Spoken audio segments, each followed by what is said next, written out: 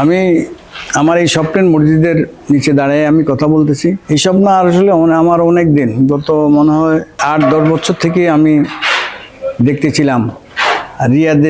রিয়াদ, তারপরে যায় ওই আমাদের বরিশাল, দেশের বিভিন্ন স্থানে, প্লাস বাংলাদেশের বাইরেও বিভিন্ন জায়গায়, মানে যেখানে যেটা আমার ভালো লাগছে সেই জিনিসগুলো আমি এই মসজিদে মানে স্থানান্তরিত করার চেষ্টা করছি। যেমন ওই সৌদি আরব থেকেও কিছু ডিজাইন আমি এখানে আনছি। আশা করতেছি এখন হয়তো মানুষ বুঝতে পারবে না, যখন এটা কমপ্লিট করতে পারবো তখন মানুষ বুঝতে পারবো যে এটা কি মসজিদ হইতেছে। প্রায় 7,500 স্কোয়ার ফিটের মধ্যে আমি মসজিদটা করতেছি। এখনও নির্মাণাধীন রয়ে গেছে এবং 4টা মিনার হবে এই মসজিদের 4 কর্নারে এবং দেখতে খুব সুন্দর হবে আশা করি। আর আমাদের এছাড়াও দেশের বিভিন্ন স্থানেও আমরা বিভিন্ন মসজিদে, আমি যখন এমপি ছিলাম তখন প্রচুর মসজিদ, মাদ্রাসা, এতিমখানায় আমি মানে তাদেরকে সরকারি অনুদান, ব্যক্তিগত অনুদান আমি দিয়েছি।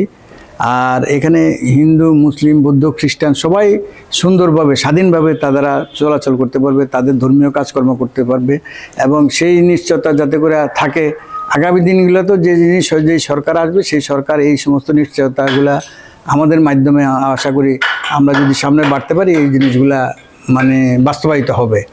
এবং প্রায় জায়গায় আমি বিভিন্ন মন্দির বা বিভিন্ন ওই খ্রিস্টানদের বিভিন্ন ধর্মপ্রাণ যারা আছেন তাদের ওখানেও আমি আমার আসা যাওয়া আছে। প্রত্যেকটা হিন্দুদের জায়গা এই পূজা টুজা থেকে আরম্ভ করে সব জায়গায় আমাদের চলাচল আছে এবং তাদের যেন কোনো ক্ষয়ক্ষতি না হয় এবং তাদেরকে যারা করে আমাদের নেতাকর্মী সবাই তাদের দিকে খেয়াল আছে যে আমাদের রাষ্ট্র কাঠামোটা এইভাবেই হবে যাতে করে যার যার ধর্ম সে সুন্দরভাবে পালন করতে পারে, তারা কোনো রকম ভয়ভীতির ভিতরে না থাকে। আমরা সবাই বাংলাদেশে সেই হিসাবে সামনের দিকে আমাদের চাল চলন সেইভাবে থাকবে, তাদের সাথে সবার সাথে আমাদের সৌহার্দ্যপূর্ণভাবে থাকবে সম্পর্ক।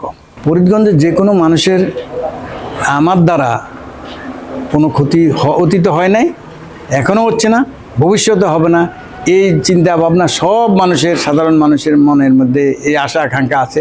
সবাই হাসি মুখে আমার কাছে সুন্দরভাবে কথা বলতে পারে, আসতে পারে, যাইতে পারে, আমিও যাইতে পারি, কোনো সংশয় নাই এখানের মধ্যে।